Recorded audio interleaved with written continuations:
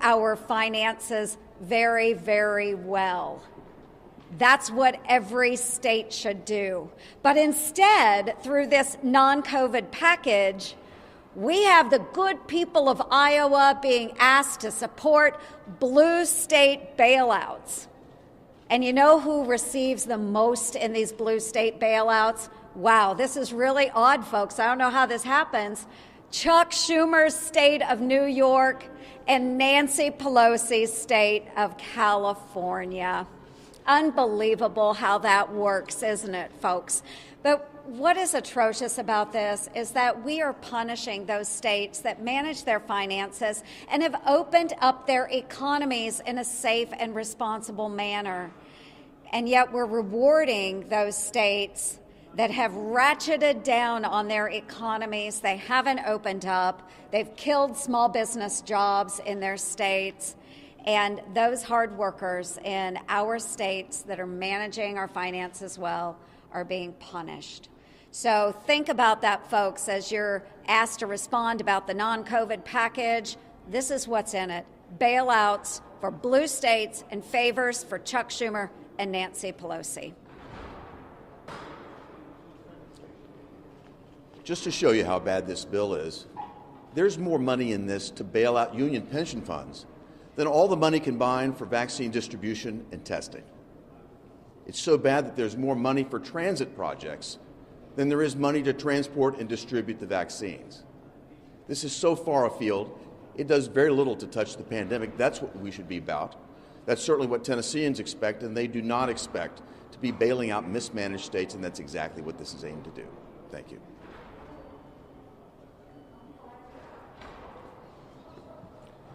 Well, this bill is not about coronavirus relief. This is a wish list of liberal spending.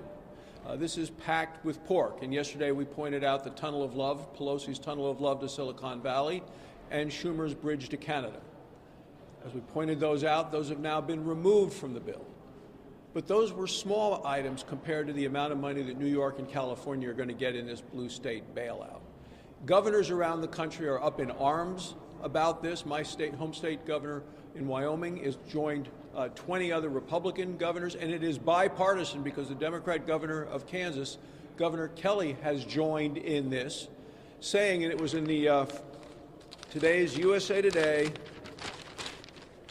GOP governors called, 21 GOP governors, and then you read it also, Governor Kelly, called Biden's relief bill biased.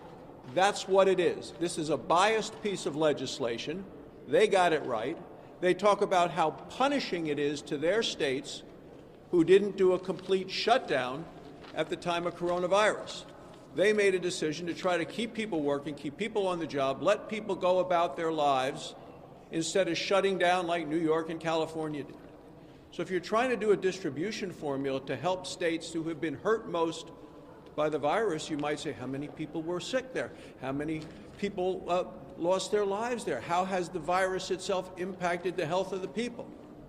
Not saying which states chose to shut it down, clamp down, with the wink and the nod from Joe Biden running for president, saying, keep it closed, I'll make sure you get paid off big. That's what this is. This is a payoff to his Democrat supporters in Illinois, in California, in New York, and he's asking people from all around the country who have done and acted responsibly during all of this for them to pay the bill.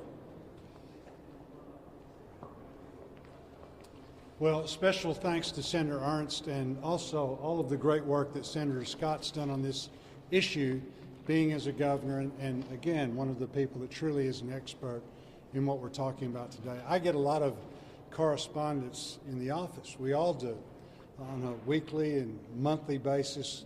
And right at the top of that list is major concerns regarding the COVID relief bill. And certainly that's a misnomer. There's very little in the bill that has anything to do with the economic damage from COVID or the health effects of COVID also. But what I'd like to do is, we've done such a great job about talking this. I thought that I would talk about some of the correspondence that I actually get from Arkansans. These aren't politicians. These aren't people that are up here telling the story. Pamela from Yellville Pamela says this budget will further harm economic growth by using my tax dollars to fund irresponsible governors. Scott from Springdale. Arkansans do not want to see our tax dollars funneled to these poorly managed states and cities. Paul from Van Buren. We do not need a bailout for poorly run cities or monies to fund anything not directly related to COVID relief. $1.9 trillion is way too big. I think that really sums it up. So they understand this isn't about COVID spending. This is about opportunistic spending. And the other thing that I'm greatly saddened about is that we talk a lot about unity. We talk a lot about bipartisanship. No Republicans, and I say this as the ranking member on the Ag Committee, no Republican has anything at all to do with bringing this bill forward. Thank you. Well, this has been an emotional year for all of us. We've gone through something none of us have ever experienced before, a pandemic. People have died, people have gotten grievously ill. Many of them have recovered, but many more have been anxious as a result of losing their job or their livelihood, their way of life, been separated from their friends and families for a year or more. I know some haven't seen their parents or grandparents for a year because of fear of spreading the virus. That's why Congress has responded so dramatically over 5 different pieces of legislation over the last year, and it's all been on a bipartisan basis. We spent roughly $4 trillion trying to deal with combating the virus, coming up with new treatments, and ultimately a vaccine, which is the key to putting this in the rearview mirror, but also helping to mitigate the economic losses and deal with the anxiety people are feeling about being able to put food on the table or pay their rent or pay their mortgage. So we've been through a lot of different emotions this last year. But I have to tell you what the Democrats are doing with this $1.9 trillion spending splurge makes me angry. And it should make everybody in the country angry. Because what is happening here is what Rahm Emanuel famously said, never let a crisis go to waste. And they want to, under the guise of trying to help people, they want to exploit people. They want to take money and use it on pet projects in their states that's unneeded. They want to divert money that, under the guise of being for COVID-19, to things that have nothing to do with either the public health or economic consequences of this virus. So that should make everybody in the country angry that people would think so little of them,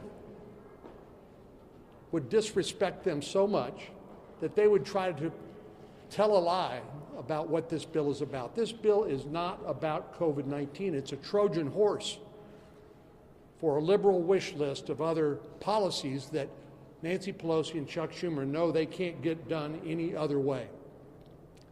It's disgraceful, and it should make all of us angry. We can answer any questions anybody has. Yes. A few people here today co-sponsored Senator Scott's Justice Act last session, got the George Floyd Justice and Policing Act. What is the appetite among Senate Republicans for police reform, and what in the bill that is set to come forward are they? If you remember, it's pretty disgusting what happened last year, because Senator Scott, Tim Scott, proposed a bill. We supported it, and the Democrats would not do anything. He said, give us your amendments.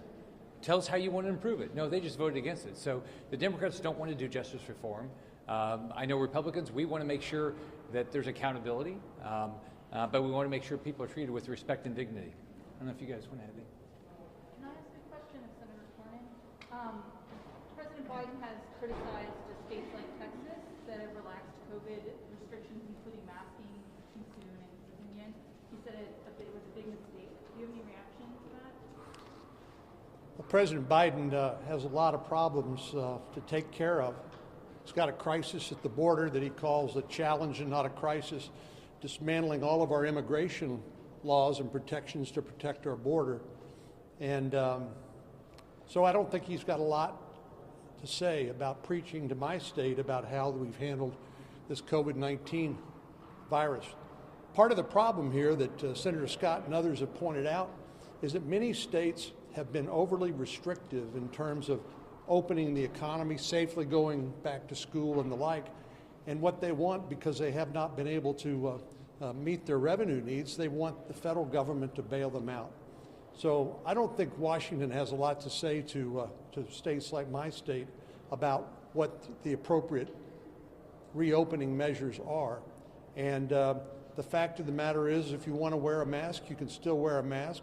But at some point, the government needs to quit making arbitrary rules that do not have any demonstrable connection with the public health. I guess I'm wondering, though, if you're concerned about more variants or any rise in cases or deaths when we're so close to having people vaccinated, possibly by... Well, there's a lot of pseudoscience out there. There are a lot of people who, maybe like me, a recovering lawyer who's had to try to learn science. But there's also a lot of scaremongering that's going on. And we see successful states like Senator Scott's state that successfully reopened their economy. We need to look at this as not just being a one-dimensional issue. We need to think about the victims of domestic violence that have been cooped up with their abuser, with the suicides that have taken place, the children that have fallen farther and farther behind. This is not just a one-dimensional problem. We need to look at the whole thing. And I think Governor Abbott in the state of Texas, I'm proud of the work we've done. I'm proud of the fact we're getting more shots in the arms of people who need it. And I have to tell you, rather than spending roughly 1% of this $1.9 trillion on vaccines, we ought to be all about getting shots in arms of as many people as fast as we can. That's going to be the key to defeating the virus. We'll take one more question on the bill. Senators, wondering if you might be able to speak a little bit about what amendments you might plan to offer during the vote-a-rama tomorrow, and then also just what the GOP strategy going into this amendment session is going to look like. Well, you know what's nice is everybody gets to propose their amendment. I think border security is a big deal. If you look at what we ought to be focused on right now, is we ought to be focused on opening our schools. We ought to be focused on securing our borders. We shouldn't be appeasing dictators around the world. We shouldn't be allowing men to compete in women's sports. We shouldn't be paying for abortions with U.S. tax dollars overseas in foreign countries.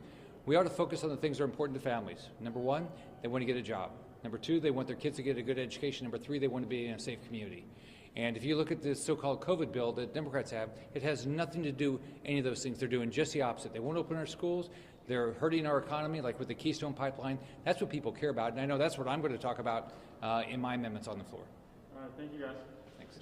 Senator, sir, any amendments are we looking at? Are we going to have anything over like Senator Paul?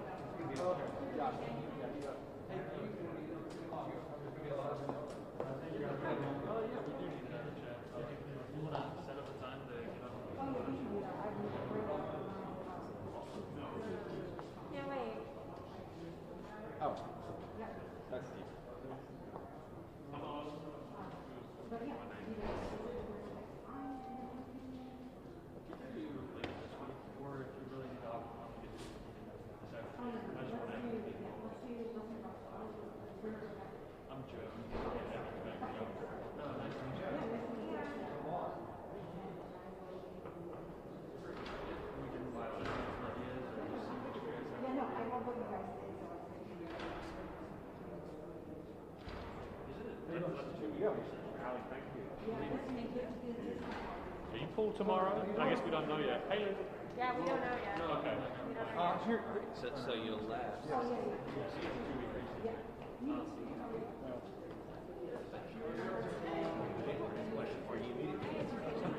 I was getting grief. Well, and then you did Josh Holmes' podcast last week, so this is like, you're an outsider. This is gross. It was good though. I love it. No, it was hilarious. No, it was All right. Hey, Biden. just now, did you notice a Biden line? He whacked Texas for a vote. He said, I think the line was, He what did he said say? it was a big mistake and Neanderthals were Neanderthal thing. Let me see what he said, because I didn't see the comment, so let me actually see it before. Okay, thank you, sir.